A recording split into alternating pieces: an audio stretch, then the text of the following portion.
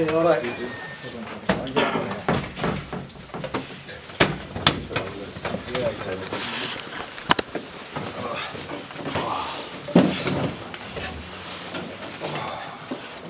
Thank you, ladies and gentlemen. I hope you enjoyed one of the most mental atmospheres I have ever witnessed. Please fire away with your questions for the British, Commonwealth and European featherweight champion. English as well. English, have you not relinquished that yet? Let's do that on Monday. That's all right. Fire away, guys, with your questions. Josh, so let's start off with the ring walk and the atmosphere walking in. Couldn't really put it into words. I'm really tunnel visioned because that was unbelievable, and it's hard not to get carried away, but yeah, just had to keep me focused, and I think that's the difference between, you know, being at championship level and not really.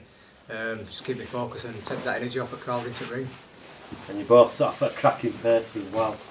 Yeah, like I say, maybe the first round I got a bit carried away, but I wanted to put, I wanted to take it to him, and you know that we're in for an hard 12 rounds, and after the second round we started to slow down a bit, but I got a sense that he was starting to get hurt. You go in with a game plan, but when the atmosphere's that cracky, do you have to concentrate doubly hard to make sure that you're really focusing on what you're doing in the ring? Yeah, most definitely. I mean, no, I kept my game plan until I knocked him down, and then after that he went out window, and you know, just as the old saying, I smelled blood and went for it, and there was no stopping them arms from going. And he got through with a couple, because obviously the more you were trying to land, you left yourself open for a couple, but you took them well. Yeah, I was just a bit, you know, tensed up, and adrenaline was pumping, so, you know, maybe a bit too wild, but it did job in the end. And when you knocked him down, you just jumped in for the kill then, and there was no stopping, you really unleashed, didn't you? Definitely. I could, like I say, I could sense it with it. It wasn't like in the body shots, and I don't think he wanted to get up from first time he went down, and you know, I thought I just had to catch him with another clean one, and that'd be enough. And it's been a pretty meteoric rise over the last 12 months. Yeah, definitely. I couldn't really predict about, you know, what would have happened 12 months ago. It's been a real roller coaster ride. You know, picking up Commonwealth, British, and now European. It's been unbelievable, but I'm loving every minute of it. And who do you want next? I've just got out of ring, so I don't know at this Paint point. the house, you said, didn't you? Well, this is it. Yeah, we've got a mortgage now, big boy now. But yeah, listen, it's all about progression. So, you know, whoever's wanting to come over to Leeds, you know, I'll fight anybody, but I'll leave this to Steve and Eddie and to my dad and team to sort that. Eddie, what do you put his meteoric rise down to?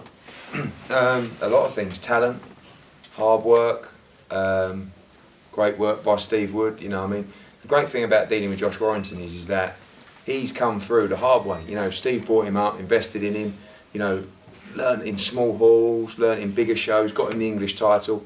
He took the gamble against Samir Mamoon in his hometown in Hull for the Commonwealth title, and that really just snowballed from there. The first big fight, Rendell Monroe at the Phonesview Arena, you know, stopped him, and then straight back here for the Martin Lindsay fight. It was another quality. I mean, these are quality featherweights. It's not that he's been matched easily. He's beat Samir Mamoon, who beat Lee Selby. You know, he beat Rendell Monroe, world level performer. You know, he beat Martin Lindsay, fantastic featherweight, and now he's beaten a top quality European champion. So I put it down to, you know, the team. I put it down to his hard work, mostly his ability. He's 23 years old. I mean, and that's the thing that, you know, we have to look at in managing his career now, is people will want him to go, but sometimes you've just got to rein him in a little bit, make sure he progresses, learns his match properly, because really, with his position now and his ranking, he can move forward to the world level. There's no rush to do so. You know, the fans here will want him progressed, and he will progress, but we've got something major here. I mean, I've not seen anything like that. You know, I mean, Belfast and Glasgow, wonderful fight cities. You don't see 1,000 people taking their shirts off, swinging them over their heads. I mean, you just don't see it. Grown men.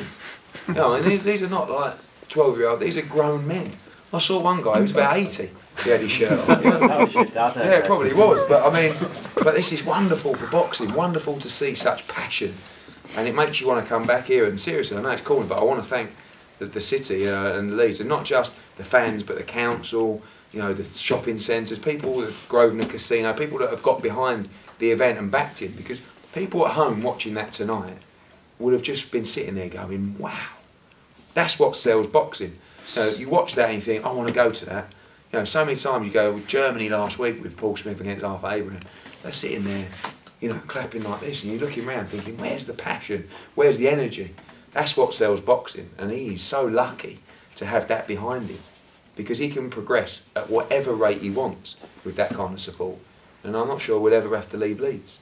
You know, and when you've got that kind of support, you can bring the big fights here. I mean, that was a vacant title. You know, we don't stand from the rooftops talking about we secured home advantage. He secured home advantage, and the city secured home advantage because they backed him, and they gave him that kind of support to bring an opponent here. But the rise and the 3 belts within that kind of time frame is, you know, it hasn't really been done before, and I can't wait to come back.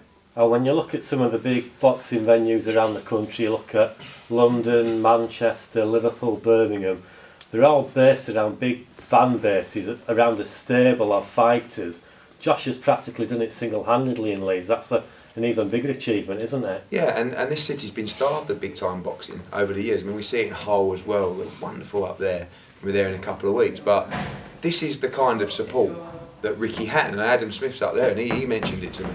This is the kind of support that Ricky Hatton had back in those days. It's fanatical. It's not just let's go to Leeds and watch some boxing, like you said. It's about one person. It's about Josh Warrington. It's a fanatical support, and that means so much to someone's career. And he probably doesn't know it. I mean, he's pinching himself all the time. You know, when he won the Commonwealth title, I remember when he won the British title, it was always my dream to win a British. Now he's won the European title, but he's growing as a person. He's growing physically. He's growing mentally. He's only a baby.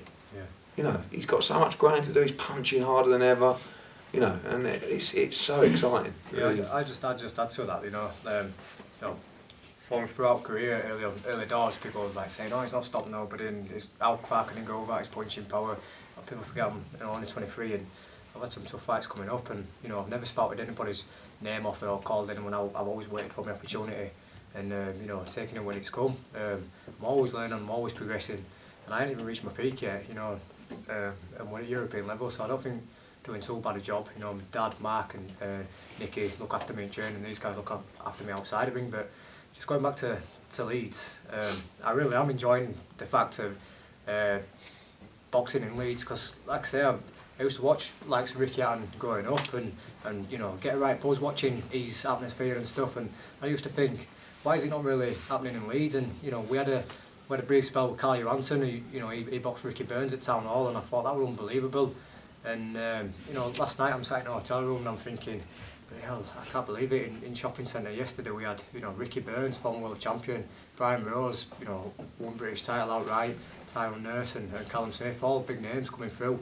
And I thought to myself, without being cocky, I thought, you know, I brought them there. You know, if I wasn't headlining that show, then these guys wouldn't be here, and that's good for boxing fans in Leeds, because they come getting to see the likes of them names, because you know, we're doing the business in the ring. Steve, you've managed lots of Yorkshire boxers down the years. How does Josh rate in terms of the people you've worked with in the past? He's great to work with, Josh. You know, just listening to that, he's an intelligent kid, and in boxing, that's a bit of a rarity, isn't it? And you know, he's easy to work with. He'll fight anybody. His dad's easy to work with. You know, we've just got a nice, good team, and I think all we've got to realise is it has happened so fast, and we've just got to make sure that we don't get carried away with ourselves and just go too fast. So I think if we slow down, get the right pace, we'll be filling this arena within 12 months, and it'd be nice to bring some Leeds kids through it as well, because tonight you mentioned we had the Scottish kids coming along, and it's fine, they're good fighters and it's nice for people to see them, but it'd be even better if we could get the new Josh Warrington and bring them along here, so there's a continuity plan. I think you'll get that now in the local clubs, in boxing clubs, because now they've got a role model. You know, someone like Josh Warrington, that the young kids coming up would aspire to be, and that's what grows the sport in a community. So how do you shape Josh's career over the next 12 months then, Eddie? Well, I mean, you know, he's got 3 belts, can defend any one of them 4 belts. Don't think he's defending English though, but you know, 4 belts. We'll be looking to get him in all the governing bodies now and push him up those, get him ready, because you know, 12 months now, I believe he can be challenging for world titles. You know, you've got Lee Selby fighting Joel Brunker next week in a final eliminator. You know, big shout out to Lee Selby, because you know, we've sort of followed him through with all these belts. He owned all 3 as well, and eventually that's a huge fight. I mean, you're talking Ellen Road with that one. You know, and if Lee Selby can win a world title, a fight with Lee and Josh at Ellen Road. I mean, you know, but I think that's the way it's going. this guy will end up fighting at Ellen Road 150%. You know, it might even be next summer. You know, we're moving that quickly, but the plan really is to come away, give him a little rest, probably come back very, very early next year. I don't think we're going to get the opportunity to come here in December. I don't want to just keep coming back every couple of months. You know, we've got plenty of other shows that he can box on as well. We'll sit down on that, but I want him to box here, headlining here, and I want to fill this place, and I think he can do it next time. So, you know, he's had a lot of fights and a lot of progress very quickly. So, he can have a little rest and then come back and go again. And Sean, you've always said it's a case for you of him keeping his feet on the ground and working hard, and that's what he continues to do. It does, yeah. I think it's a case of, like we say, he's been moved along at the right pace by Steve, and then with Eddie looking after his interests as well, them two outside ring. I think they've moved him at right speed. And same with all his gym work really and his training. We keep adding little bits to his repertoire when he's ready. Not before, not too early, not too late.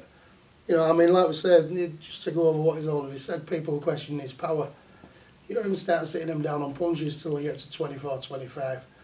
They don't reach the physical peak until the 26, 27, so plenty of time.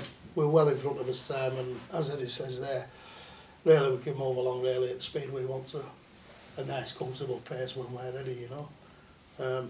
But yeah, I'm pleased with him so far. That every performance is getting a little bit better, adding a little bit more to his repertoire, and couldn't be any happier really for him, you know. And Josh, how did you reflect back on tonight's work? It's just gone like a blur really. I mean, that atmosphere was unbelievable. I couldn't put that into words. I mean, you know, walking to the ring and just trying to soak it all up. You don't really see atmospheres like that often. Every single person who bought a ticket, I can't thank them enough, who've come with supporters. You know, they made an unbelievable noise in there, and